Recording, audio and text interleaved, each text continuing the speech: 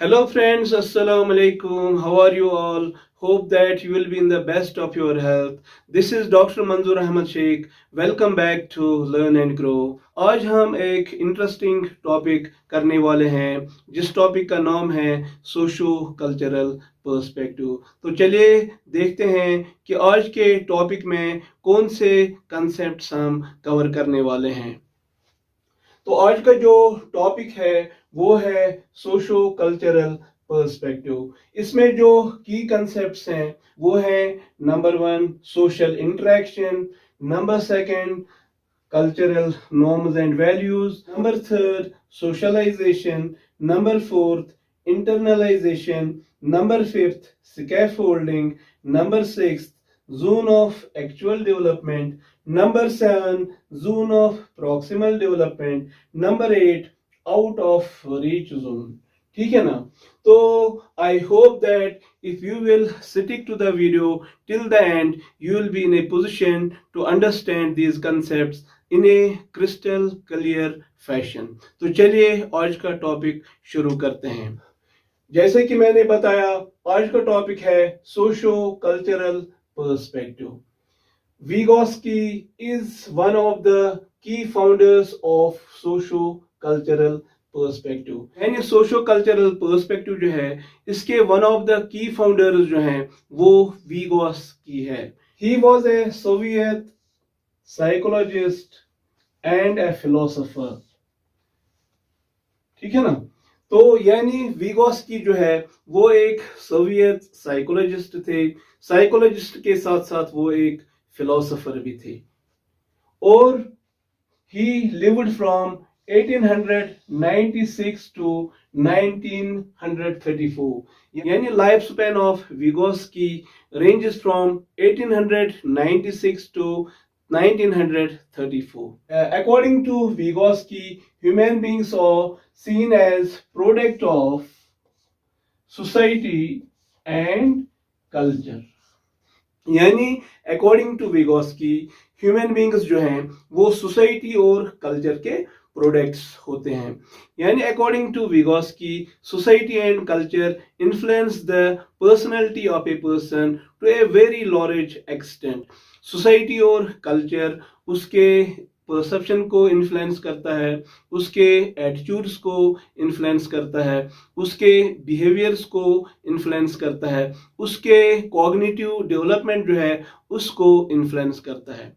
Now let us understand the socio-cultural perspective in the light of various concepts given by Vygotsky. तो पहला जो concept है वो है social interaction. According to Vygotsky एक individual जो होता है, एक बच्चा जो होता है वो पहले इंटरपर्सनल रिलेशनशिप्स डेवलप करता है अपने पेरेंट्स के साथ, अपने सिबलिंग्स के साथ यानी भाई बहनों के साथ, उसके बाद अपने पीयर्स के साथ यानी क्लासमेट्स के साथ और बाद में सिग्निफिकेंट अदर्स के साथ यानी दूसरे इन्फ्लुएंशियल लोगों के साथ।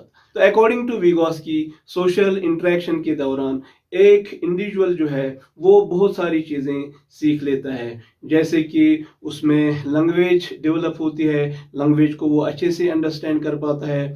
इसके अलावा उसमें प्रॉब्लम सॉल्विंग एबिलिटीज़ डेवलप होती हैं, प्रॉब्लम सॉल्विंग स्किल्स डेवलप होती हैं और उसमें क्रिटिकल थिंकिंग डेवलप होती है। इसके अलावा वो सोशल स्किल्स को लर्न करता है, सोशल स्किल्स को मास्टर करता है, जैसे कि सोसाइटी में लोगों को कैसे हेल्प करना है, उनके साथ कैसे कोऑपरेट करना है, यानी लोगों के साथ कैसे एम्पैथेटिक रहना है। और इसी तरह जो है सोशल इंटरेक्शन के दौरान वो अपने कल्चर को एक्सपोज होता है और वो कल्चर के बारे में जानता है। इसके अलावा उसमें सोशल और कल्चरल नॉर्म्स की नॉलेज डेवलप होती है।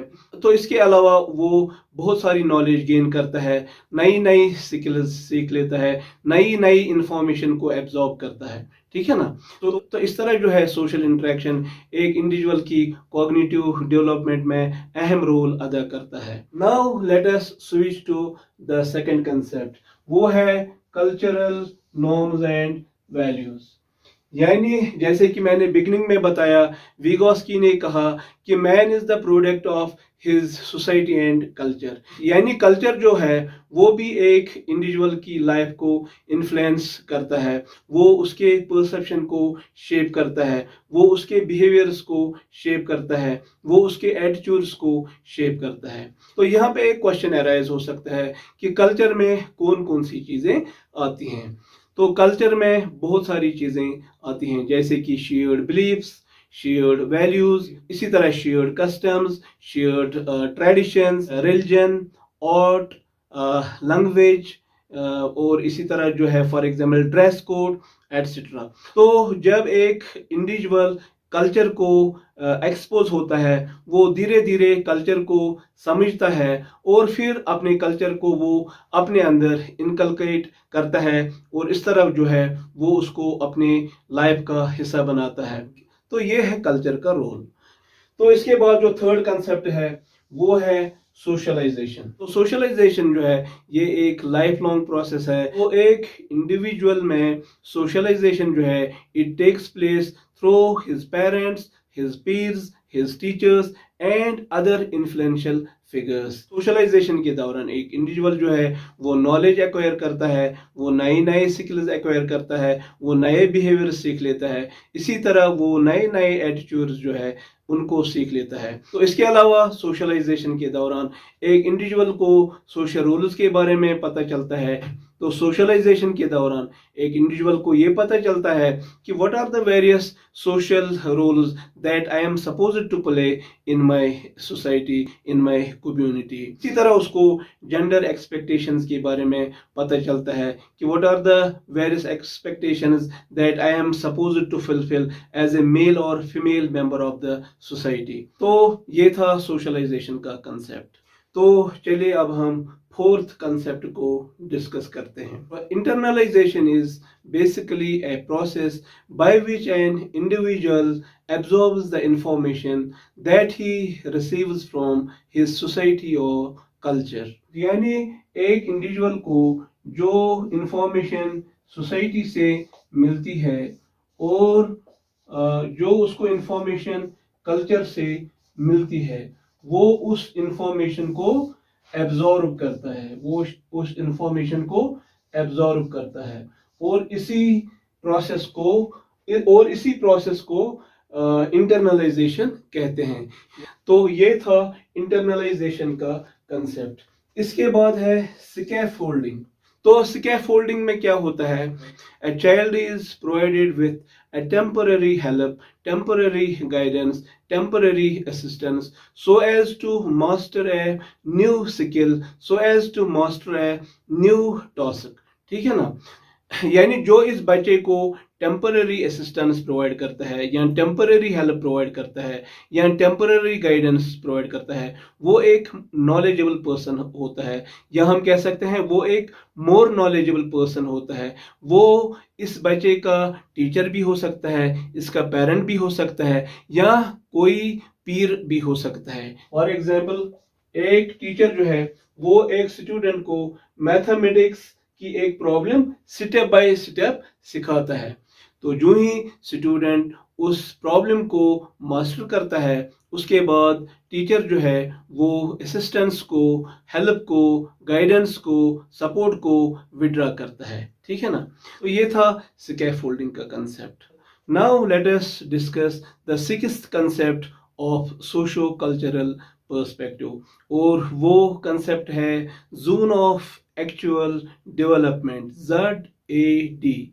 तो जोन ऑफ एक्चुअल डेवलपमेंट में क्या होता है कि एक इंडिविजुअल जो है वो किसी भी टास्क को, किसी भी एक्टिविटी को इंडिपेंडेंटली परफॉर्म करता है, इंडिपेंडेंटली वो उसको एकम्प्लिश कर पाता है। यानी जोन ऑफ एक्चुअल डेवलपमेंट का ये मतलब है कि जो भी एक्टिविटीज, जो भी टास्क्स एक इंडिविजुअल इंडिपेंडेंटली परफॉर्म कर पाता है without the assistance of others, उसको उन एक्टिविटीज पे, उन टास्क्स पे मास्टरी हासिल होती है। ठीक है ना? तो ये था जोन ऑफ एक्चुअल डेवलपमेंट का concept. Now let us discuss the seventh concept of socio cultural perspective, and that concept is zone of proximal development. यानी जोन ऑफ प्रॉक्सिमल डेवलपमेंट में क्या होता है कि एक इंडिविजुअल को जब एक टास्क या एक एक्टिविटी परफॉर्म करने के लिए दिया जाता है लेकिन वो उस एक्टिविटी को इंडिपेंडेंटली परफॉर्म नहीं कर पाता है, वो उस टास्क को इंडिपेंडेंटली एकम्प्लिश नहीं कर पाता है without the support of others. तो जो ही उसको सपोर्ट मिलता है, गाइडेंस मिलती है या असिस्टेंस मिलती है, तो उसके बाद वो उस टास्क को अच्छे से कर पाता है, उस टास्क को अच्छे से एकम्प्लिश कर पाता है। तो ये है जोन ऑफ प्रॉक्सिमल डेवलपमेंट का कंसेप्ट।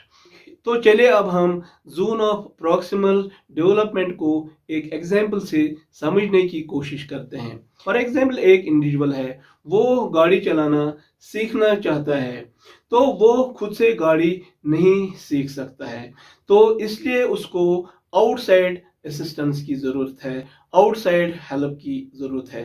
तो इसलिए वो एक नॉलेजेबल पर्सन को अप्रोच करता है जो गाड़ी चलाने में एक्सपर्ट है, एक्सपीरियंस्ड है। तो वो एक्सपीरियंस्ड पर्सन जो है वो उसको फिर गाड़ी चलाना सिखाता है कि गाड़ी को कैसे ऑपरेट करना है, कैसे गाड़ी चलाते समय सेफ्टी मेजर्स को इंश्योर करना है। इसी तरह वो उसको बताता है कि गाड़ी चलाते समय हमें ट्रैफिक रूल्स को कैसे फॉलो करना होता है। तो अल्टीमेटली वो इस स्किल को अच्छे से मास्टर करता है with the help of the more knowledgeable person, और उसके बाद वो ड्राइविंग टेस्ट को क्वालिफाई करता है और इस तरह वो एक अच्छा ड्राइवर बनता है। तो ये है जोन ऑफ प्रॉक्सिमल डेवलपमेंट का कंसेप्ट। तो इसके बाद जो लास्ट कंसेप्ट है वो है out of reach zone. For example out of reach zone में क्या होता है, एक इंडिविजुअल को कंसेप्ट समझाया जाता है, उसको एक टास्क समझाई जाती है, उसको एक स्किल समझाई जाती है, लेकिन असिस्टेंस के बावजूद, हेल्प के बावजूद वो उस टास्क को, उस कंसेप्ट को या उस स्किल को नहीं सीख पाता है, क्योंकि वो स्किल जो है या वो कंसेप्ट जो है या वो टास्क जो है वो उसकी जो करंट कैपेबिलिटी होती है उसके बियॉन्ड होती है।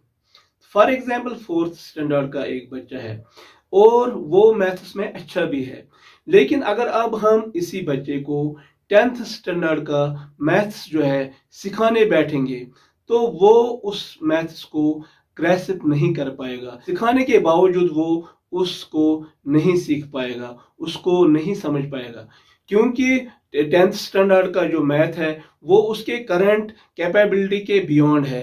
तो आज के लिए बस इतना ही। आई होप कि आपने इन कंसेप्ट्स को अच्छे से अंडरस्टैंड किया होगा। अगर आपको आज का वीडियो अच्छा लगा तो please do not forget to hit the like button, और जो लोग चैनल पे नए हैं उनसे मेरी गुजारिश है कि वो चैनल को सब्सक्राइब करें। तो with these words I would like to thank all of you for watching this video till the end. Stay happy and blessed. Khuda Hafiz.